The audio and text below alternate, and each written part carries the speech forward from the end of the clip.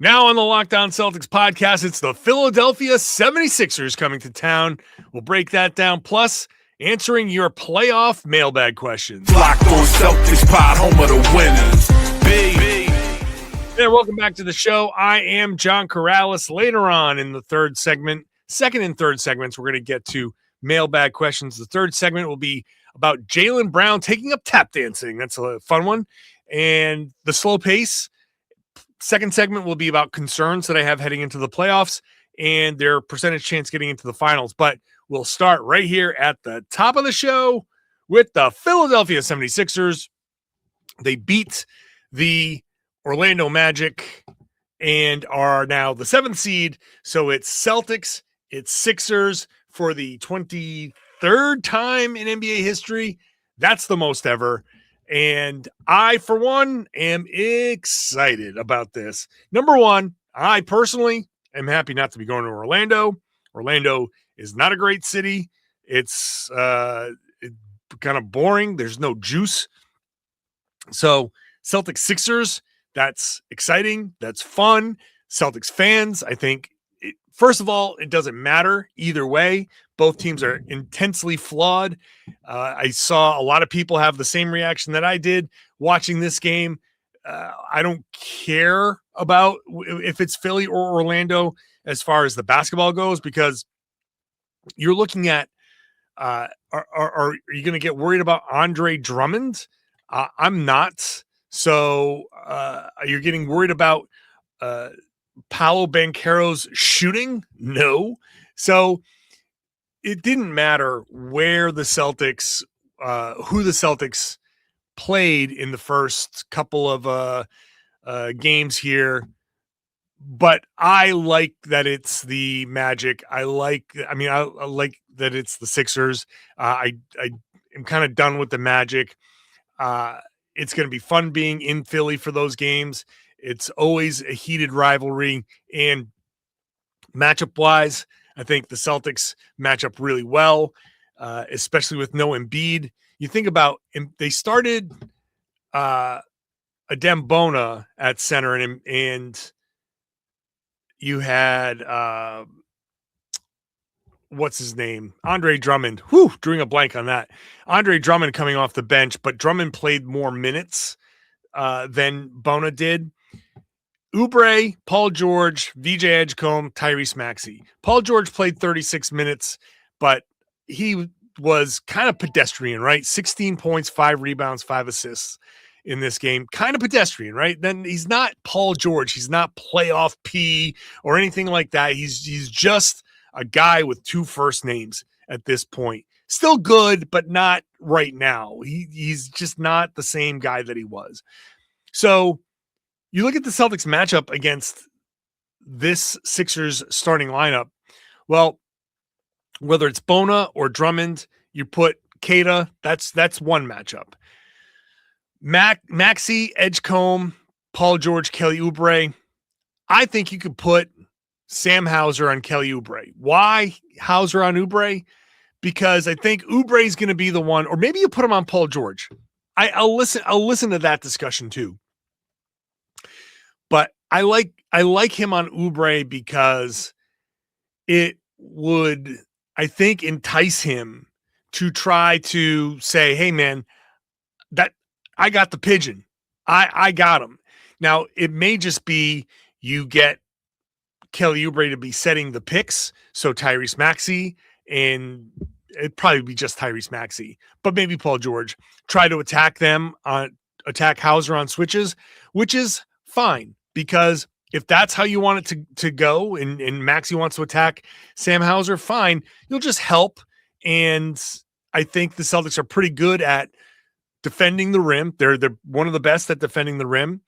And if he kicks it, sprays it, he had some wild drives and get into trouble, skip pass type of things that against the Celtics will be pick sixes. That's going to be an easy. So if he wants to try to do that, Maxey, then go for it. The Celtics will gladly take those points off transition. So I think you put Hauser on Oubre, and even if he sets the picks, what kind of picks is Kelly Oubre setting? He's not setting the best pick. He's not he can set decent ones, I suppose, but he's not a huge guy. He's not going to set great picks. You could even pre-switch. You can fight through some of those picks. You can show and recover. You could do any kind of number of things there with Hauser if Oubre's setting the picks. They can try to attack Neemias Queta, which is fine. He's got enough foot speed and coordination. I think he'll be okay. I know that against who was it? It was the game where he got picked on. Now I'm totally drawing a blank on that. Where it was the Knicks. It was the Knicks because the Celtics didn't change their defensive coverage. I don't think that's indicative of what Queta would be on a Tyrese Maxey switch. It's not going to happen all the time. The Celtics are really good at helping, and I don't think Maxey's going to go too crazy driving on Queta and finishing. I think the Celtics defense will make those shots difficult enough where Maxey will be inefficient. He was 11 of 25 in this game. He's prone to some of that inefficiency from time to time. So I think however you do it, starting Hauser on Oubre is a fine place to start, which now puts Derek White, Jaylen Brown, Jayson Tatum on some combination of Paul George, VJ Edgecombe, and Tyrese Maxey. So if you start Derek White on Maxey, I would actually start White on maybe Edgecombe, because Edgecombe's like a 35.5% three-point shooter. You can live with Edgecombe taking threes if you challenge him, right? Not dare threes, not let him stand there and watch him shoot kind of threes, but you can help off of Edgecombe and get back and close out. As long as you're making him think about the defender coming at him, you can get away with helping off of Edgecombe. So I want my roamer on him. So then it's maybe you do Jaylen on Maxey for the size and Jayson on Paul George for the size. And I think that's a good that's a good lineup to throw to kind of match up with the Sixers starters. And then the Sixers had Drummond, Grimes, Barlow. Those were the three guys they went with off the bench. There's not going to be some kind of crazy 11 deep lineup here. They're going to go with their main guys. And Drummond, Grimes, and Barlow, you're asking them to match up against the Celtics bench. I like where the Celtics bench is. So I think that this is going to be a fairly easy series. The Sixers are where they are. They're in the play-in for a reason. I don't think they're going to defend the Celtics well. I think the Celtics are going to have a chance to get out there and attack. They will get to the rim. The Celtics can get to the rim, and they can get to the line. The Magic got to the line 31 times. There's no reason to think that the Celtics can't do the same thing. Desmond Bane went to the line 11 times in this game. Jaylen Brown can get to the line 11 times. Jayson Tatum can get to the line another 8. And then everyone else will just fill in the gaps when you get to the bonus. So I don't think this, and we'll dive a little bit deeper because there are going to be more podcasts between now and game 1, but I don't think you need to dive too deep into this. The matchups favor the Celtics. I think people in Philly are kind of maybe wondering, like, oh, man, anybody but Boston, right? Like, it's great that you won. It's great that you're the 7th seed. Now you got to go get smacked around by the Boston Celtics. And I know I'm sounding very, very confident in this. I don't think there's any reason not to be confident in this series. The Celtics and Sixers split the season series 2-2. 3 of those games were before November 11th. November 11th was the third game. The fourth game was when Queta went off for like what was it, 27-17. So I don't think they can defend Boston. I just don't think you want a Dembona to cover the Celtics in the pick and roll. Sure, he's going to be foul prone. He had 3 fouls in 16 minutes. Now, he had 3 blocks. He can get up there and block some shots, but you're going to challenge him. I would challenge him. You want to have Andre Drummond in there defensively? All right, let's go. Let's rock. Let's put Andre Drummond in pick and roll coverage and watch him drop and have Jaylen and Jayson step into wide open shots. That I don't think that's going to be an issue. The only issue might be, as Tom Westerholm said yesterday, if they go cold, which leads me to concerns that I might have, which is the first of the mailbag questions. So I'll just leave the Philadelphia stuff at this for now. If you're thinking this is going to be more than a 5-game series, I'll give them one because it's tough to sweep. I'll give them one. Do you think it's going to be more than 5 games? Honestly, tell me if I'm being arrogant. I'm sure Philly fans will come in here and say whatever, but you tell me. I think this is a 4 or 5 game series, and I'm going to say 5 just to say gentlemen sweep. You're going to be gentlemanly about this. It's hard to sweep in the playoffs, and as long as the Celtics can come out of this healthy, they'll be fine. Let's come back. Let's get into the concerns. It's a playoff mailbag question. I got 4 of them. We're going to start that when I come back. Today's show is brought to you by Rocket Money. If you've ever opened up your bank account and said, "Where did all my money go?" You're not alone. Keeping track of subscriptions, spending, and bills can get overwhelming fast, but that's where Rocket Money comes in, helping you take control of your finances all in one place. It tracks all of your subscriptions in one spot and can help cancel the ones you don't need with just a few taps. It automatically categorizes your spending, and you can actually see where your money is going. And you can set budgets, get alerts, stay on top of upcoming bills. It just makes everything feel more organized and gives you a clearer picture of your finances day to day. You need that at a time where finances are tough for a lot of people. Rocket Money is a personal finance app that helps find and cancel unwanted subscriptions, monitors your spending, and helps you lower bills so you can grow your savings. Let Rocket Money help you reach your financial goals faster. Join at rocketmoney.com/lockedon. That's rocketmoney.com/lockedon. Today's show is also brought to you by Gametime. There's nothing like being at an NBA arena. So whether you want to come to TD Garden or if you want to get into that Xfinity Mobile Center in Philly, I'm telling you, being in there, look, it's not for the faint of heart. If you're going to go in there with Celtics gear on, be warned, you're gonna be targeted, and you better have your trash talk game on point. But that's what makes it so great. Open up the Gametime app. It's the go-to app for scoring tickets fast. You pull that app out, you pick whichever game you want to go to. You can see the all-in pricing up front. The all-in pricing is the big one. Whatever it says, $200, $300, $400 ticket, that's what you pay.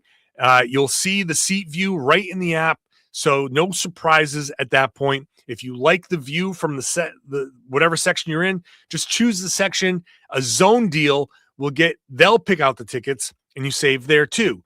So take the guesswork out of buying NBA tickets with Gametime. Download the Gametime app, create an account. Use the code LOCKEDON for $20 off your first purchase. That's Locked On, LOCKED.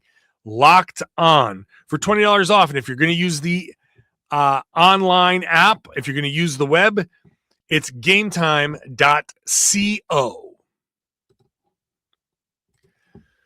Thank you for making Locked On Celtics your first listen every day. I'm here for you every Monday through Friday with bonus podcasts throughout the week, on the weekends when they play.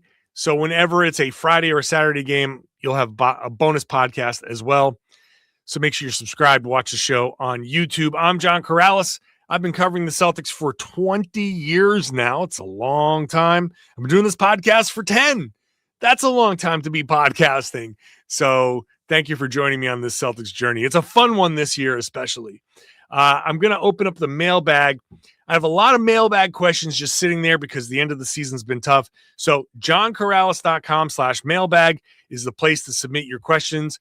I will do some bonus podcasts just to get some mailbag questions answered for you.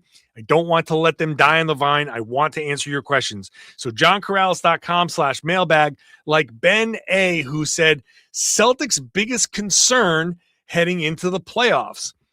Well, to me, the Celtics' biggest concern is that the people, I've mentioned this on the podcast before, they're relying on contributions, major contributions from people who haven't had major playoff minutes. Neemias Queta has not had major playoff minutes. He has had international competition that's high stakes. And, I know people in the United States don't value that quite as much, but people in Portugal certainly do. And he stepped up huge in that tournament. So it's not that I don't believe that he can do it. However, he hasn't done it. And so I want to see it. Baylor Shireman is going to be asked to do a lot. Jordan Walsh might be asked to do a lot. There are guys that have not had to play 20, 30, whatever minutes, have not had to step up in these moments. And there is a tendency to kind of get tight in these moments.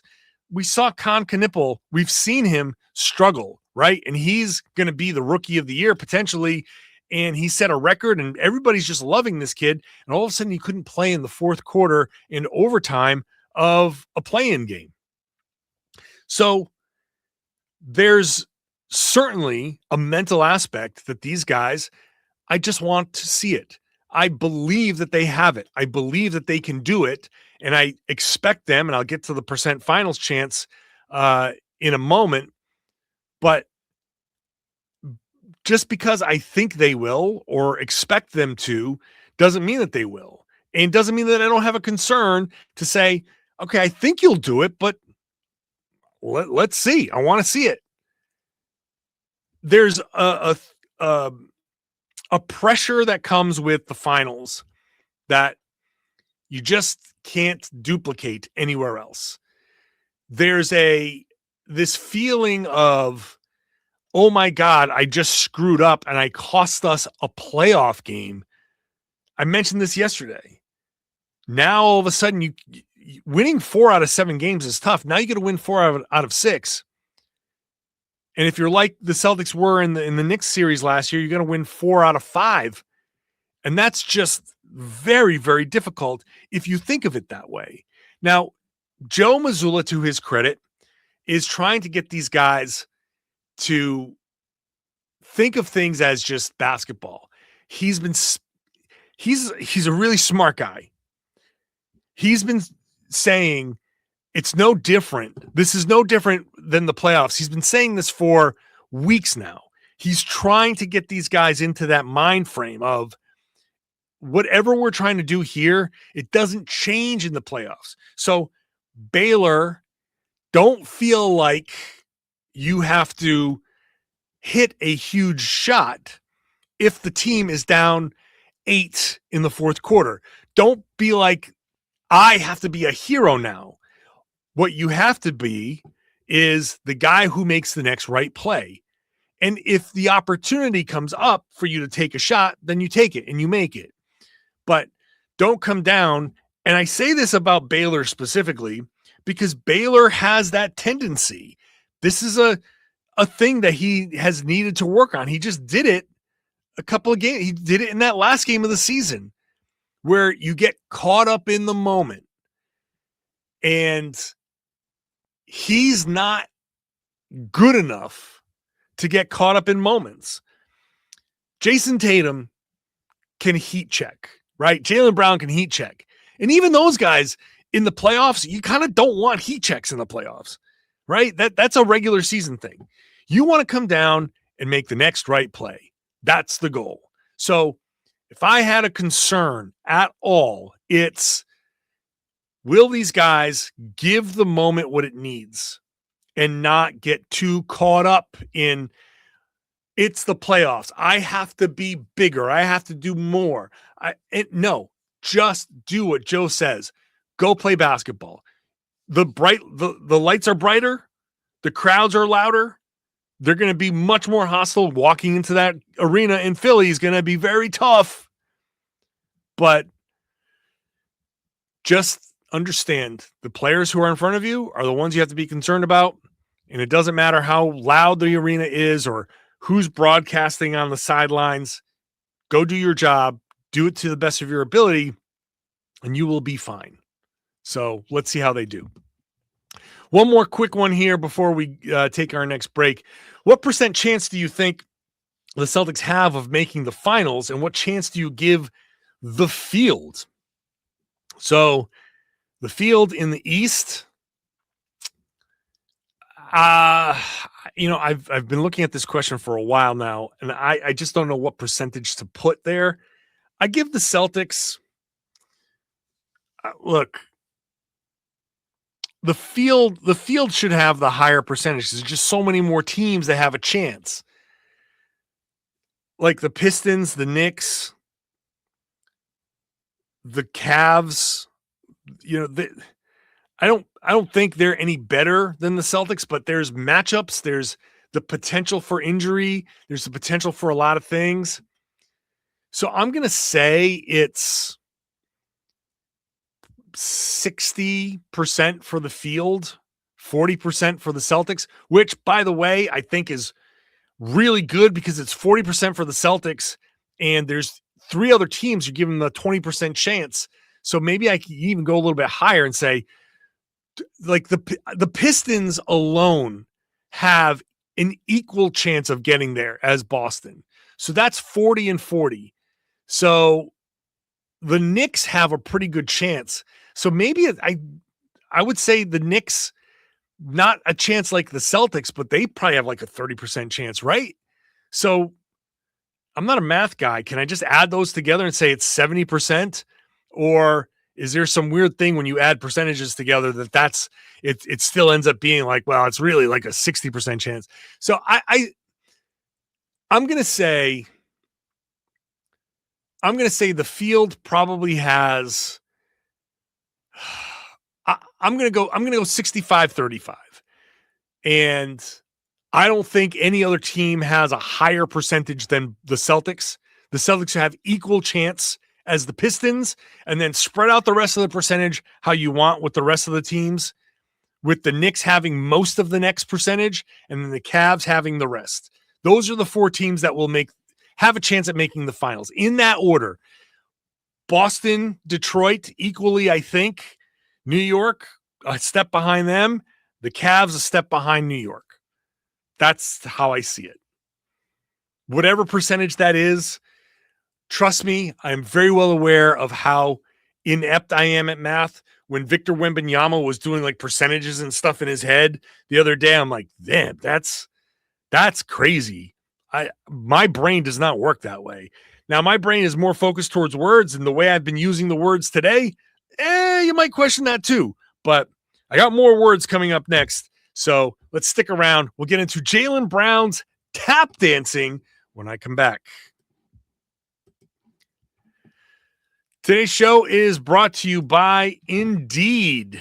You're trying to hire, you've got a spot to fill. Don't just hope that the right person comes along. That's not what pro sports teams do. They have coaches and scouts and a whole network that goes out to find exactly the type of player that they need.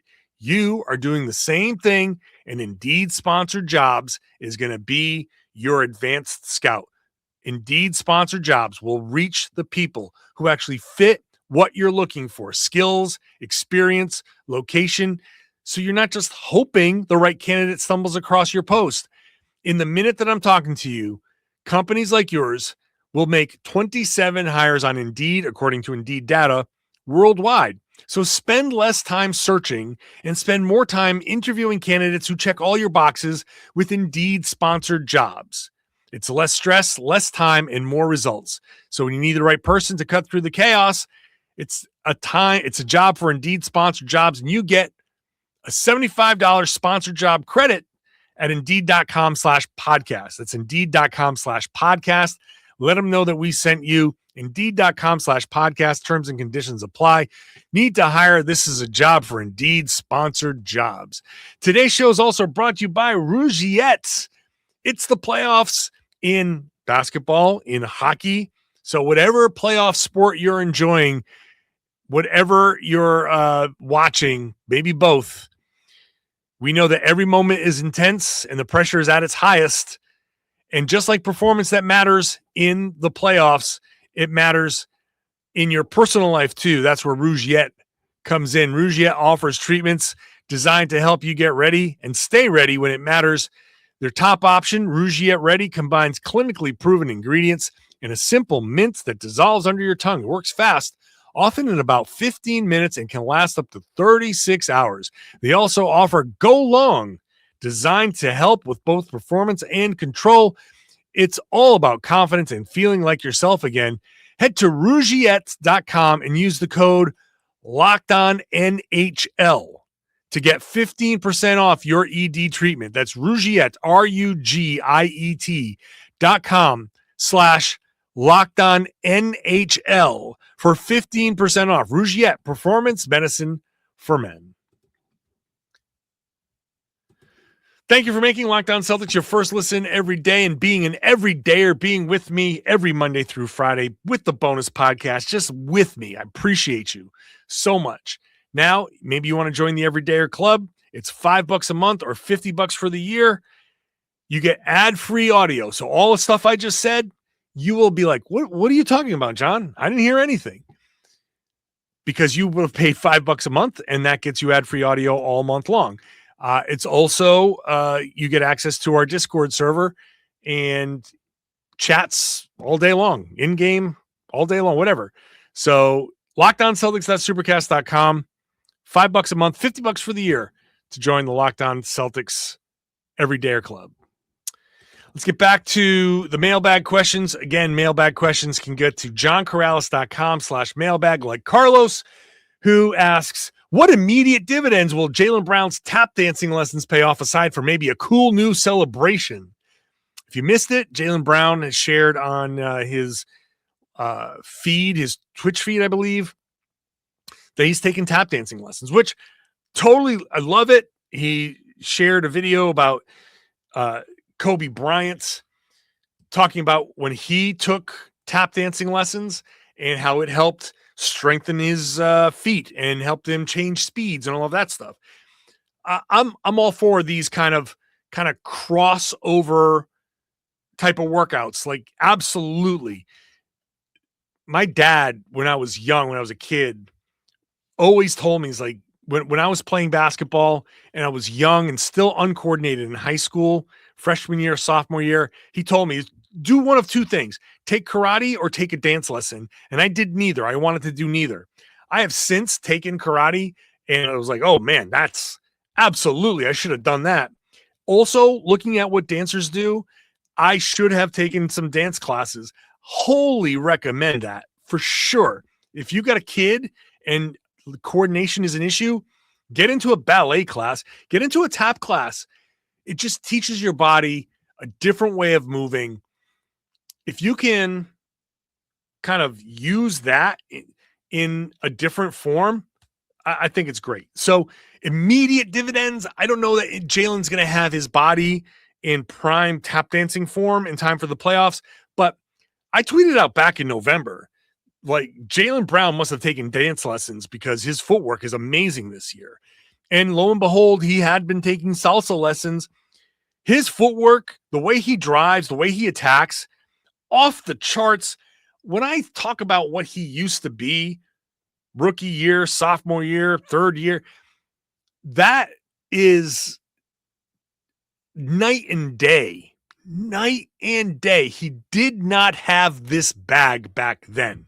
He grew into this bag. He developed this bag. So I'm amazed. I think right now, if Jaylen wants to do a celebration with the tap dancing, I'm all for it. But I don't know if it's going to be immediate dividends, probably more into next year. But I will give Jaylen a ton of credit for expanding his mind and expanding how he trains. I think what we should expect is a more long-term kind of effect here where the dancing and all of that, all the footwork, that's going to help him when his athleticism starts to wane a little bit. And we already know that he still dunks on people. He's not quite dunking the same way he used to. He's playing a little bit more below the rim. He's borrowing from Luka Garza. He's doing the deceleration steps. He's doing the Euro steps, all of the slow steps. He's doing all that stuff. I think it's going to extend his career, or at least extend his prime. And I think that's always been one of my questions about Jaylen's such a tremendous athlete. I always wondered how he would approach year 30 to 33, 34, where you're still in your prime, but you're at the back end of your prime, your career. You're starting to get into the how much longer do I want to play conversation? Because some guys, they just don't want to go past 34, 35. Some guys want to play until they're 45. I think Jaylen, the way he's approached things, he's extending how long he's going to be effective. And we'll see beyond 34, 35 how that goes. But I think he's going to play at a very, very high level for a lot longer because of the things that he's doing. But immediately, I don't know if he's going to pull something tap dance wise against the Knicks and be like, hey, that was because I took the tap class. Maybe I'm wrong, but I think it's more of a longer term thing. Final question comes from Farad. With the Celtics last in pace, do you think that is actually a good thing when the playoffs start? In the playoffs, the game slows way down and becomes about execution. So yes, the slower paced teams that you don't rely on speed and just coming down like old Mike D'Antoni system, getting shots off within 7 seconds and all of that, that goes away a bit. So there is something to this notion that being last in pace is, I think, it does get them somewhere in the ballpark of what the playoffs are going to be. Side note, remember when Josh Minot at the beginning of the season in the preseason was like, we might be the fastest team in the league? That did not pan out. But the pace number, I just want to say this. The Celtics can play with great pace in the playoffs and not live up to the pace number, the stat, because the pace stat is about possessions. And you can play with great pace and not have a lot of possessions or more possessions than anybody else, because you can play with half court pace. You can play with, you can walk the ball up a little bit and pass and move and cut and play with tremendous pace in the half court. You're just not jacking up a bunch of possessions.